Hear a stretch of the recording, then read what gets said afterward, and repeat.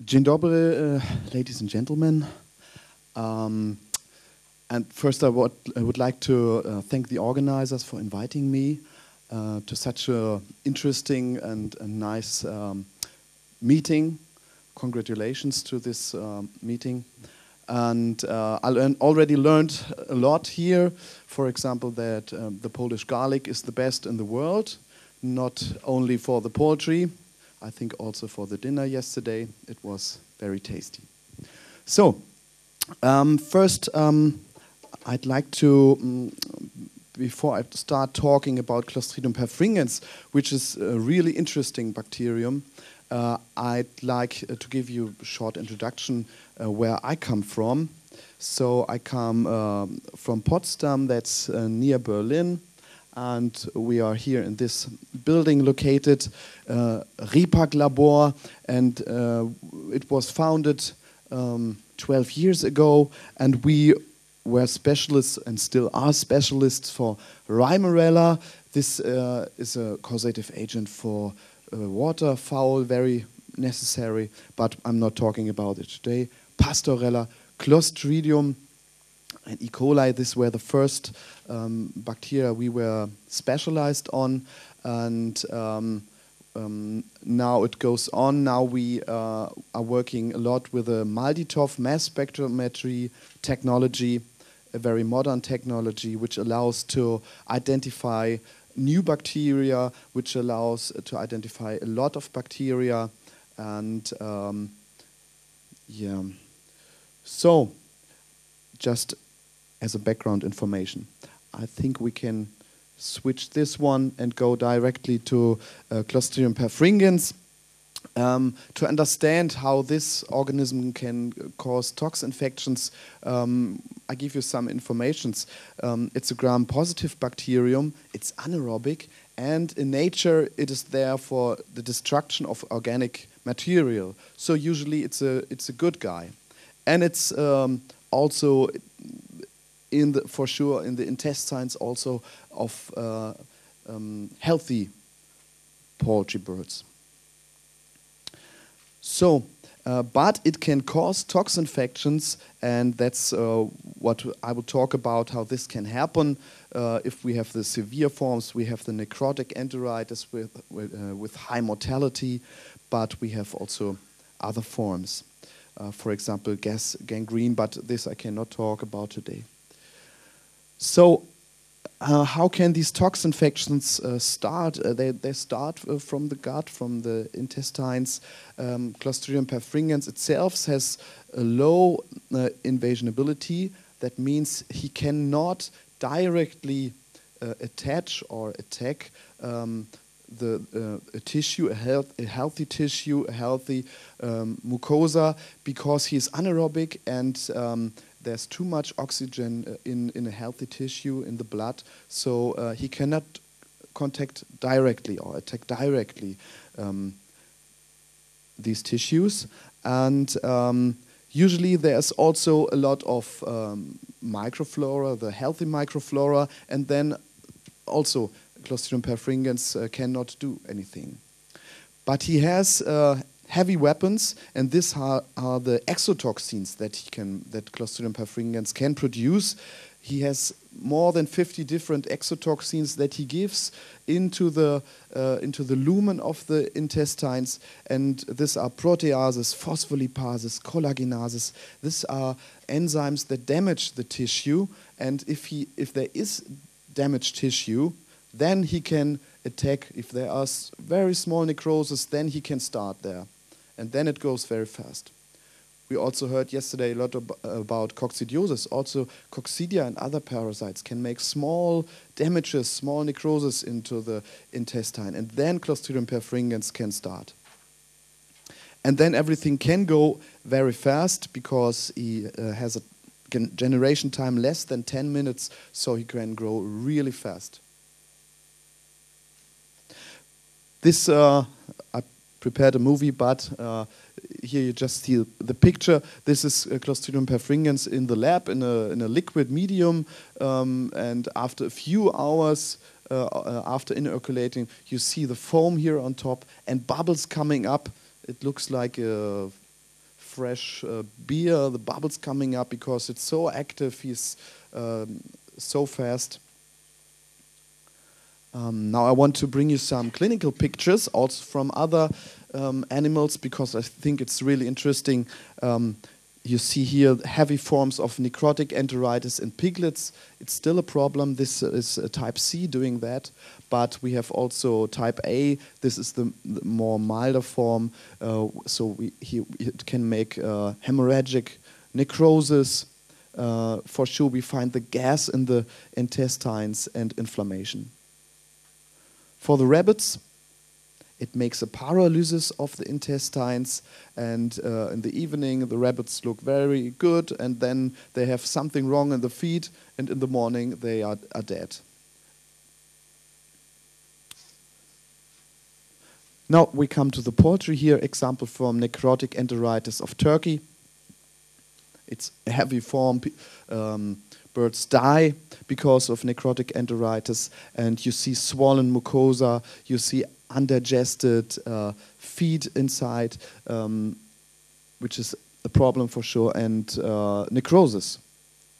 And this is a severe form, but you can also have the enteritis, or also Clostridium perfringens is involved in the wet litter syndrome, in bad feed conversation,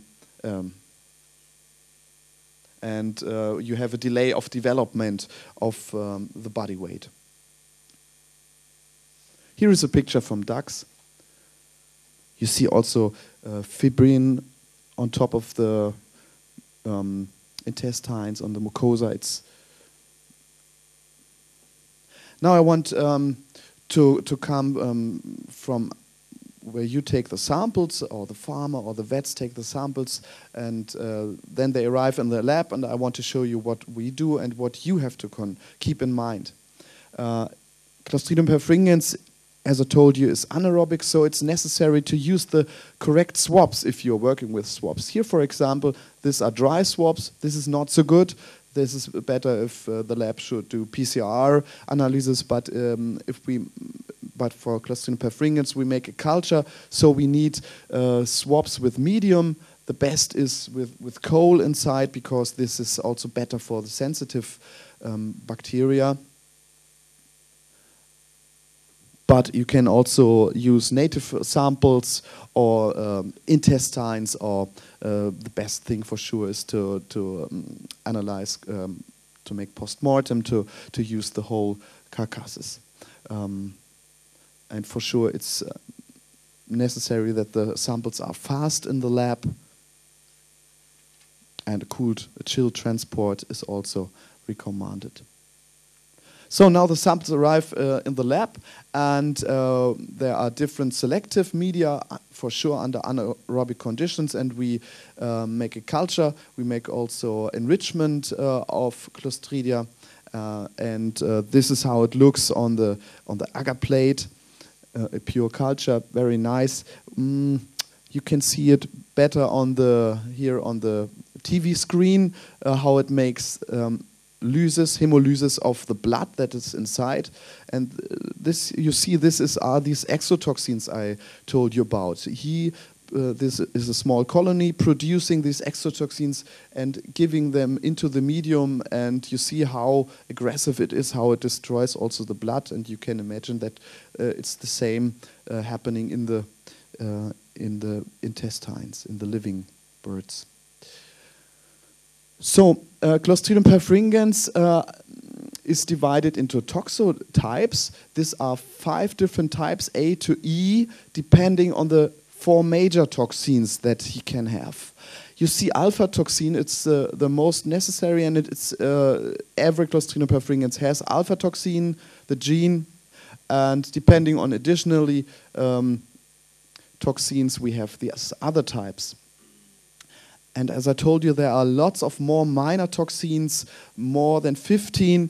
I show you some the most necessary ones of these minor toxins. Net B toxin It came up a few years ago. In 2008, there were publications that it was a new toxin, newly found, and people say this is the cause of necrotic enteritis in poultry, and scientists were discussing, no, can that be? And now it came up, it can be involved in necrotic enteritis, and it can make it more severe, but it's not necessarily to be there. Yeah?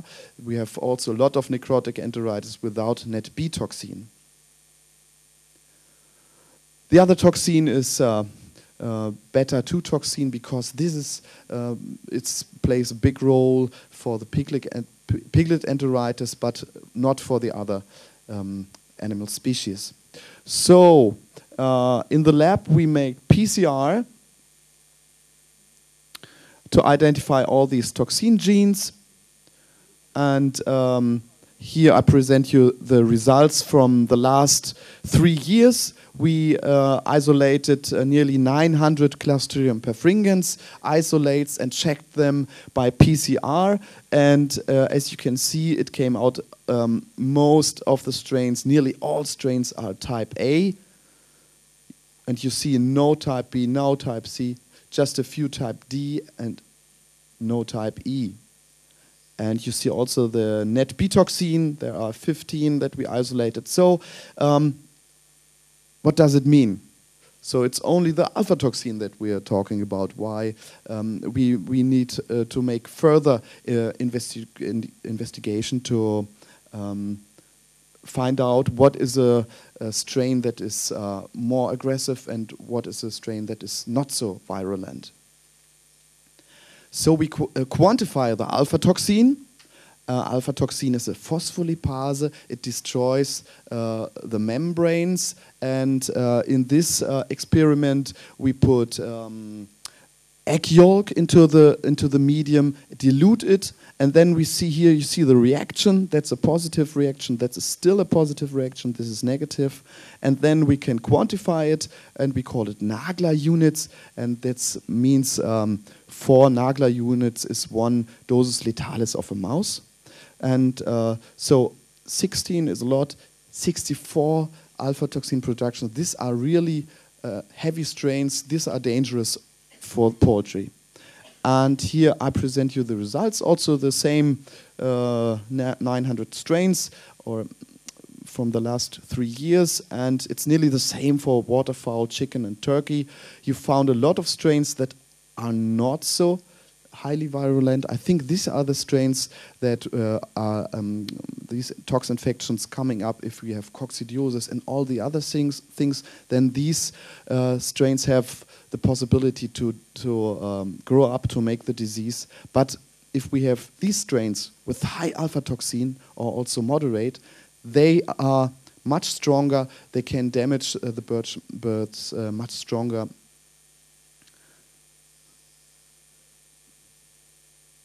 Why is alpha toxin this problem? Here you see results from susceptibility tests to different major toxins, the alpha toxin, beta toxin from type C, epsilon toxin from type D, and you see results how sensitive the different species are. It's not so easy to see, but I tell you, the chicken we have here, and they are highly sensitive to alpha toxin.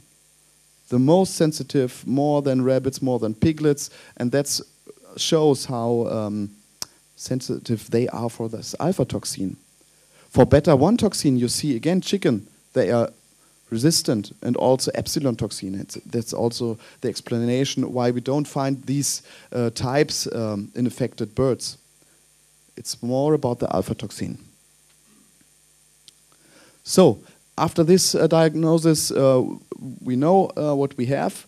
I want to tell you now what we can do, and first I want to show you, tell you a little bit more about sampling to think about. For example, here is a piglet dying because of necrotic enteritis, and you see in the intestines there are parts with hemorrhagic form, with necrotic form, and with a milder form, and you see there are different it's a mixed population of Clostridium perfringens, type C, type A.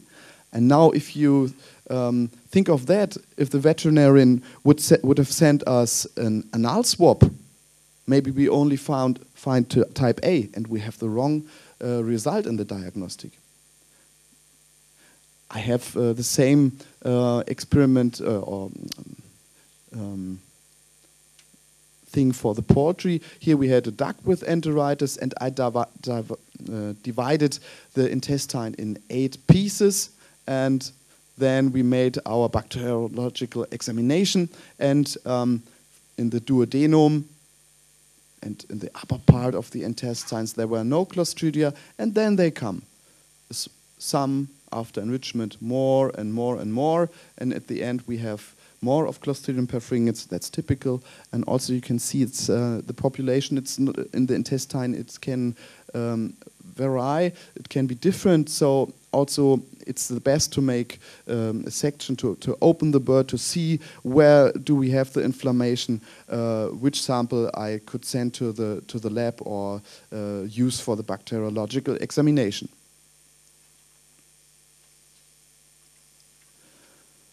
Some words about antibiotics. Here I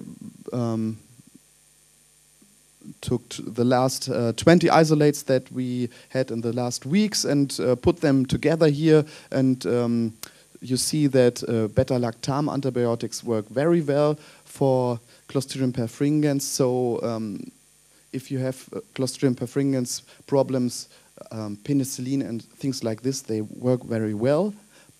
But you have to consider, for example, you have E. coli problems and you give colistin. We have it here. Clostridium perfringens is totally resistant. So that means you do something against colibacillosis and then Clostridium perfringens may come up. And the same for other antibiotics like gentamicin, neomycin.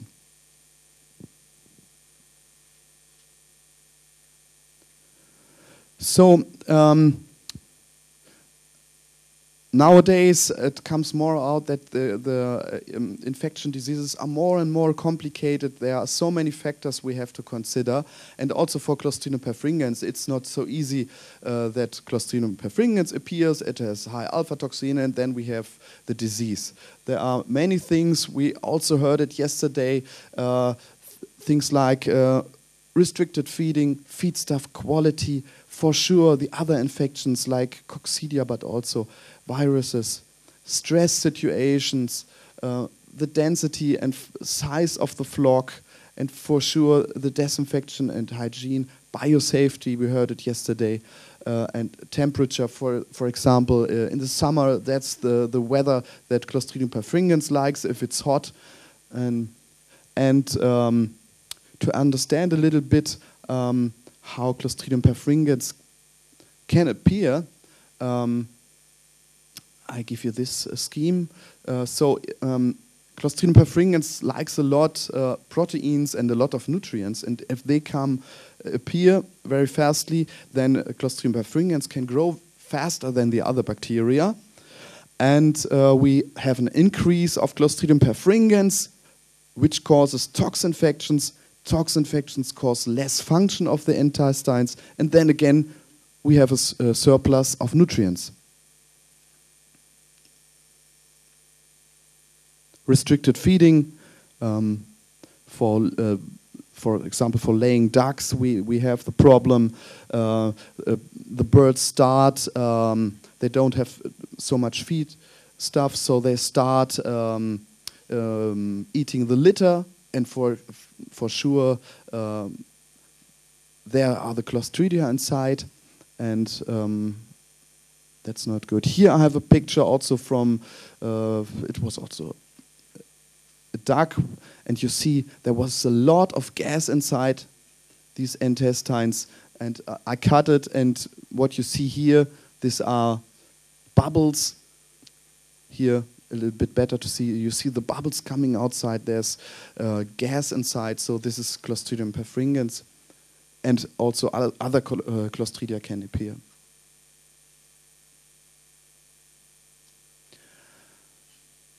where can they also come from? Clostridium perfringens can come from feedstuff, and in Germany, this is not one of the parameters that the feed mills check with every charger they produce, because it's not official.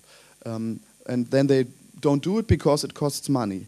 But if Clostridium perfringens problems occur in a flock, then you have to think about and check the feed stuff. And here are evaluation criteria for example, if you have less than 100 spores per gram, it's undangerous. Also, less than 1,000 Clostridium perfringens spores, no problem, because as I told you, it's normal that it's there, but it's not normal if it's too much. For example, if we have 10,000 spores, then problems can occur. And additionally, if alpha toxin production is high, then we can have necrotic enteritis, we can have losses, we have significant growth depression, things like that. So think about maybe to check the feed stuff.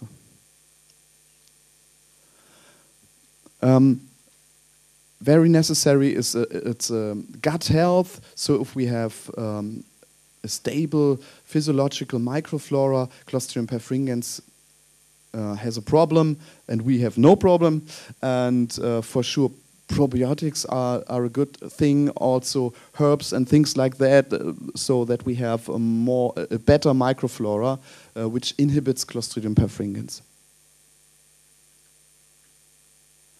Also, immunoprophylaxis is one thing. There were vaccines, commercial vaccines like Netvax, but now they are not available. But also autogenous vaccines are available.